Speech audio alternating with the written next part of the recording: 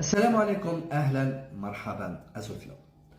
اختيارات زيمباور صراحة فيها كلام. البداية مقلقة، أي نعم. لماذا مقلقة؟ لأنك في مباراتين لا تفوز، الثالثة ستكون خارج ميدانك أمام فريق يبحث عن انتصار بميدانه بعد سلسلة نتيجتين من دون هزيمة مولودية وهران.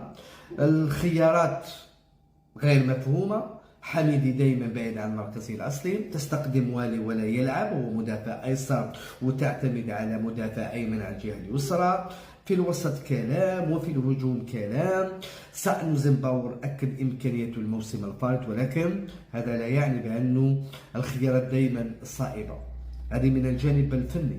جانب آخر، لا يمكن أن نقارن نتائج هذا الموسم وبداية هذا الموسم بالموسم الفائت. الموسم الفائت شباب لم تكن بطلة الجزائر. من يريد أن يكون بطل على أن يبدأ المشوار بقوة. كما قلت أيضا تضييع النقاط بملعب المجهد الراحل حسين أحمد مشكلة.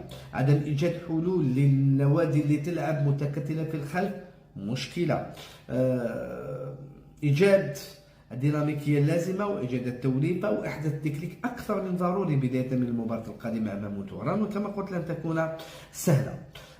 ربما يقول البعض أنت قاسي يا كريم، نحن فقط في المباراة الثانية. أي نعم، ولكن صدقوني أن رابطة أبطال إفريقيا ليست بالبعيدة أيضا. بعد مباراة بنعكون أنا من قلت بأنه فيه الكثير من الأشياء الإيجابية، وأكد بأنه فيه الكثير من الأشياء الإيجابية، ولكن من دون تفلسف إن صح هذا التعبير. يجب أن تستغل إمكانياتك، يجب أن تلعب وفق إمكانياتك، وعليك أيضا أن تراجع حساباتك، لأن تضييع النقاط بهذه الطريقة ليس بالأمر الجيد لفريق مطالب أن يلعب على اللقب، ومطالب أيضا بالتألق إفريقيا مثل ما يتمنى جماهيره. مع ذلك نتمنى فقط أن تكون مجرد بداية وليست شيء آخر من الناحية الفنية. بالتوفيق للزعيم.